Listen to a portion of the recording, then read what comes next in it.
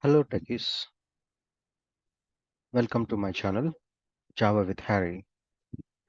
So today our topic is JUnit migration. Many people face issues like while doing migration from JUnit 4 to JUnit 5. Again, they spend a lot of time to deep dive into manually updation all JUnit classes and whatever we have declared or defined in the on our application. So how can we do the migration without much manual efforts? So there is a possibility we can do with that. Example, let's say if there is any tool which is open source and with help us almost 85% or 90% of work it does for us, and only 10% or 15% can only put that much effort to manual upgradation. How can we do that? The Spring Boot JUnit migration from 4 to 5. So here is a channel, here is the video solution for you. So let's talk about a couple of steps. So first of all, you know, uh, Open Rewriter is Open Rewriter is the solution for that. So it provide one of the recipe. Let's say you have a Spring Boot and written JUnit 4 code over there for the unit test cases. How can I do that? So you can see step number 2. Just simply add this plugin to your Maven dependency section. I meant to say your prom.xml, and then just run it. So it will solve your problem almost 80 to 85%, or sometimes it is 90% also solve your problem. So how can we do that? Today, let's talk about a technical way and we can go deep dive. So this is a GitHub link, which is one of the repo running in JUnit 4 with Spring Boot with JUnit 4. Let's open this. This is the one which I have already cloned and uh, opened in my IntelliJ. So this is the one you can see here. So this is a payment service which I opened there. And you can see in the payment service, first of all, we go to the pom.xml file. So here you see it's a Spring Boot version 2.8, 2.7, and then Java version it is using 11. That is okay, and also JUnit 4 it is using for as some of the dependencies and all, and that's it. The simple program we are using, but we can see some of the unit test cases also, which is there.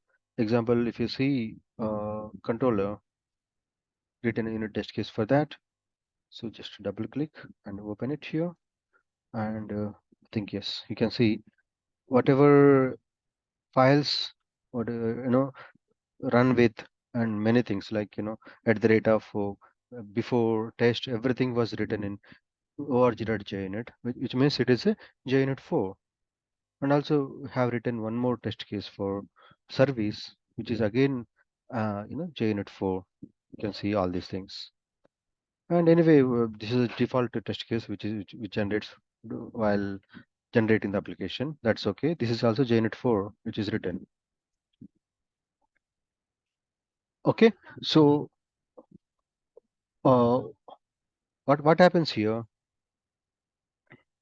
Something like, first of all, our main goal is we have to update the dependency section, and then after that we can do whatever our wish. Okay, so example, let me go back to the plugin section and copy this one, this entire plugin. The basically what plugins is saying, you have a Spring Boot 2 and you want to migrate from JUnit 4 to JUnit 5. So here is the plugin to do that. Okay, that comes back here. Just open pom.xml file and go to build section, plugins, and added one plugin called, let's paste it. It's pasted. No, I think it's not copied properly. Let me go back and just copy one more time. Copy it and just go back here and add into the plugin section. So just added this one, and if you can see here, we don't have we have some life cycles like clean, compiler, deploy, jar, site, something like this. Just added one more plugin that is called, you know, Spring Boot JUnit 4 to 5. Just simply add that plugin. Just reload it because we have updated the form. We have to reload the maven settings. So just updated. I think it's loading. So once it is loaded, then we can see, you know, whatever this plugin, right? So this plugin also as part of the plugin section. Just it's done. Like you can see, plugins, list of plugins, and rewrite is the one one of the plugin just we added. This has been added in this particular plugin section. So expand this, and just we have a couple of things like, you know, dry run and dry run for no fork, and then help. And among these, like, you know, if you, what we want to run it, and not only for explaining the what are the changes needs to do. And my intention is, so you can completely, hey plugin, just go and, you know, update where you find JUnit 4, just to migrate it to JUnit 5 in my entire repository. So just double click this open rewriter. Then it started analyzing.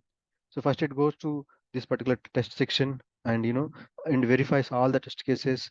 What are the applicable test cases for when is possible to JUnit 4 to JUnit 5 migration? You know, it scan it, and it run one by one, and finally, you know, to apply to the changes. Not only in the Java classes, it also changes in the pom.xml file also. If there is a JUnit 4 dependency, it update pom.xml file as well to JUnit 5.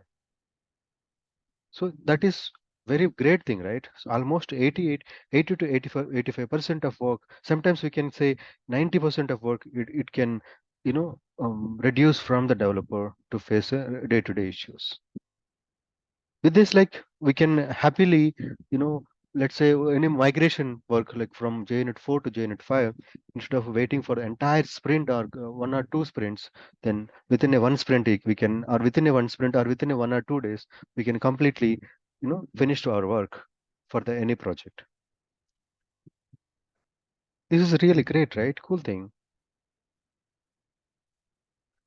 Depends on the, again I'm saying, depends on the system performance and network bandwidth. So this plugin takes that much time to update it. Let's say you have a bigger project, obviously it takes little time to update. Why? Because it needs to analyze along with pom.xml file. It also needs to analyze entire test section whatever there in the, in our application. If it is a huge files are there, it may take a little longer time, but obviously you will get a good result. Okay. Something like this, it happens. That is true and good thing. I think it is taking time. Let it complete fast, and we'll talk about what are the changes this plugin helped us to reduce our manual efforts. Think it's almost done. It's been running from 2 minutes, almost 2 minutes over. Yes, almost done. Think it is applying those changes as well. Again, I'm saying, so this is completely your application, how big it is, and the performance of the system, and also your network bandwidth. All three, all these three things are matter.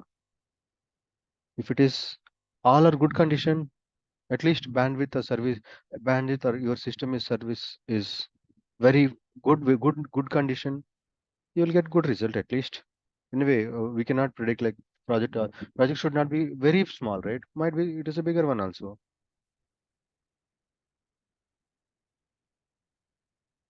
Yeah, I think it's almost done. It's rewriting. It's been done.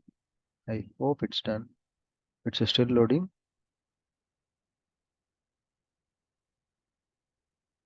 because of my bandwidth is good, but haven't restarted my system for a few days. That might be the reason it is taking some little longer time than expected time.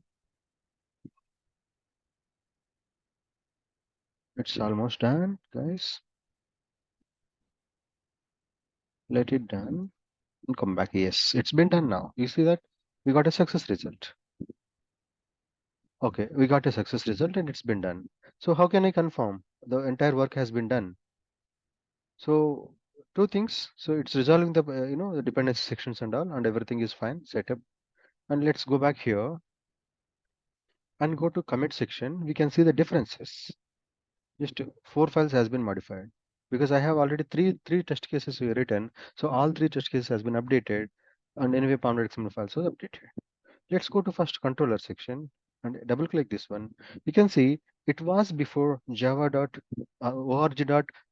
before, but after applying this plugin, this plugin what it does, it converts from JUnit 4 to org.junit to Jupyter, org.junit.jupyter, and even the same test is also converted to this one.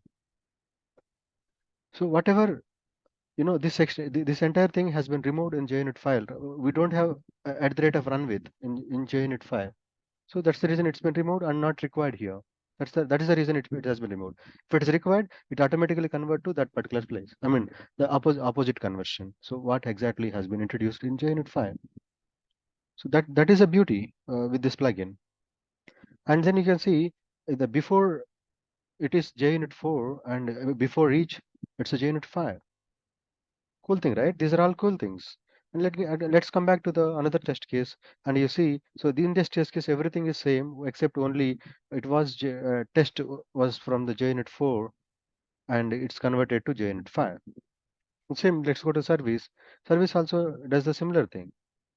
So even assertion also converted from JUnit 4 to JUnit 5. How sweet it is, right? And let's come back to the pom.xml file. Previously, we have added, JUnit 4 section as a dependency, and now it's been removed after we run the plugin. So, but JUnit 5, it should convert, right? It should convert to the JUnit 5, but it didn't convert. Why? Because, so whatever the Spring Boot version, it is by default accepted, it is by default having JUnit 5 as a built-in dependency. That is the reason we don't require. And anyway, we run the plugin has been deleted instead of manual efforts. Right? This is our plugin just we added. You see overall thing, right? It's a pretty cool. And come back here and just run the test cases, whether all test cases are proper or else it is giving an issue. Just go here, run the test case, and you see, I hope everything works as expected. Whatever we are running the test cases, these test cases are running in JUnit 5 now, not JUnit 4. Why? Because everything has been modified to JUnit 5. This is awesome tool, guys. Please try. I mean, you can try by in your regular applications. You can utilize this by improve your technical skills as well. That's a great thing. Yes, it's been done now. Almost done. I think application is also running. Yes, it's been done. That's it, guys. Welcome and happy learning.